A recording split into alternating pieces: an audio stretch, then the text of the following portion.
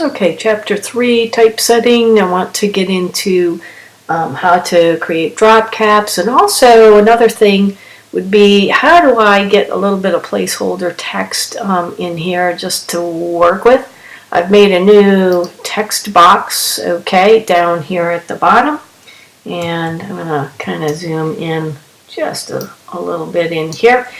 And so to get something to work with, of course, I'm highlighting this, and I go to the Type drop-down menu.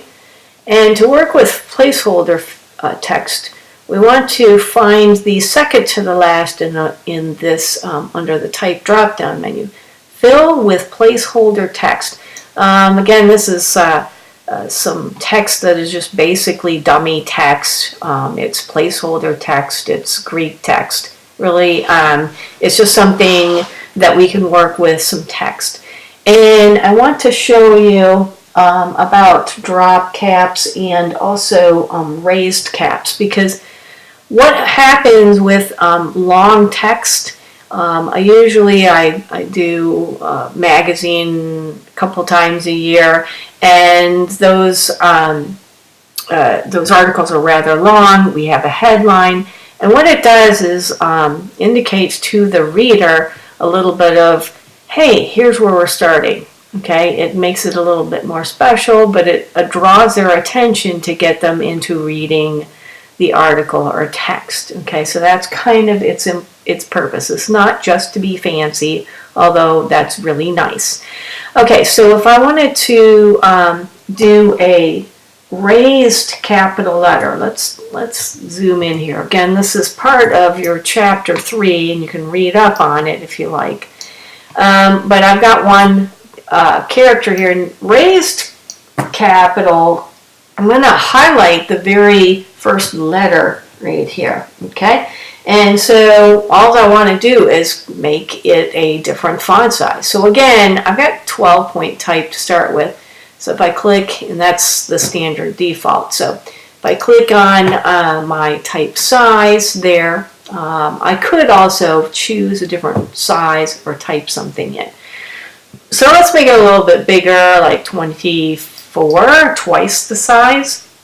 What that does, we've got the capital letter is going to rest still on the same baseline as it has before. So if I were to draw another line across it, yeah, you can see that it pretty much, lines it up all the way across, okay?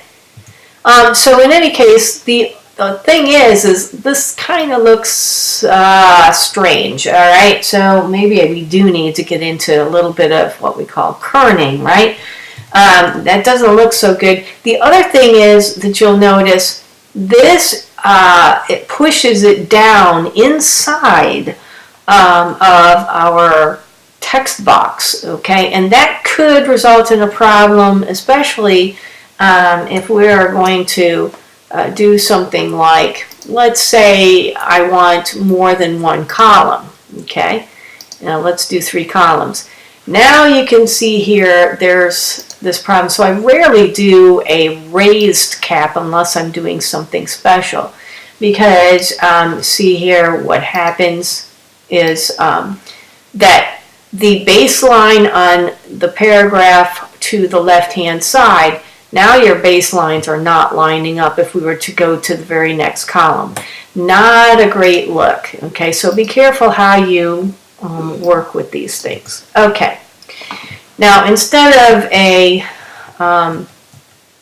raised capital letter, okay, let's kind of undo that. I do like to do a drop cap, and that's pretty easy, all right? And I usually put it on one paragraph. Now, do I need to highlight the entire paragraph just for one letter, or do I highlight one letter? Well, all I have to do really is to click within a paragraph, okay? Usually you're just going to put a drop cap on the initial or the very first paragraph, okay? Or like the initial cap in a chapter or something like that. The reason for that is you don't want to have initial caps on every single paragraph. That's not its purpose. It's to attract people to start they're reading. And so all I have to do is click anywhere in that first paragraph, okay? Then I'm going to go to the control panel or a paragraph panel, and what I'm looking for in the controls up here all together, and you can look for this little symbol here, all right, is the little A, and it looks like a miniature drop cap, okay? And if you can hover over it, if you don't know what it is, hover over these and it will tell you what it is. Drop cap, and how many lines do we want? So 0 so far. So if I do 1 and using the little spinner arrows, yeah, it's not going to do anything because I already have the height of 1. So it's the height of each line. So if I do 2, then from the baseline, it's going to go from the baseline of the 2 lines of text down. 3, and then you've got it. Now, if you're doing something really fancy, you might have a giant drop cap. Generally, 3 is probably most common. Sometimes, if I just want a slight bit, I want to go to only 2. Okay, so that looks pretty good there. A pretty easy task. All right. So again, now I've got you know, a little bit of a problem here because let's see, I have so much text here, and each paragraph, it doesn't look like, you know, I have anything going on as far as separating those paragraphs. They look like they run into each other, in fact. If I were to take off the hidden characters, okay, turn that off, yeah, it's harder to read. So what do? Put a return in between? Okay, no, not a full return. Amateur, okay, we're not amateurs. That's what Microsoft Office people do because they don't know any better. So instead of a full return, which you could drive a truck through, you just want enough space in between, or you want to have an indent. So if I were to highlight these other paragraphs, not the first one because I do not want to indent the drop cap, then again in the paragraph controls, okay, I could have a first line indent. There it is, right there, okay. Yeah, first line indent, right there. The other ones, we have a left indent, we have a right indent. That's to bring the paragraph skinnier, okay.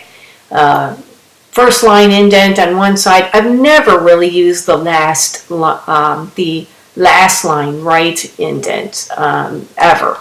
So I'm going to indent those other paragraphs, and so a little bit, okay, usually about 1/8 of an inch for 10 to 12 point text or something like that.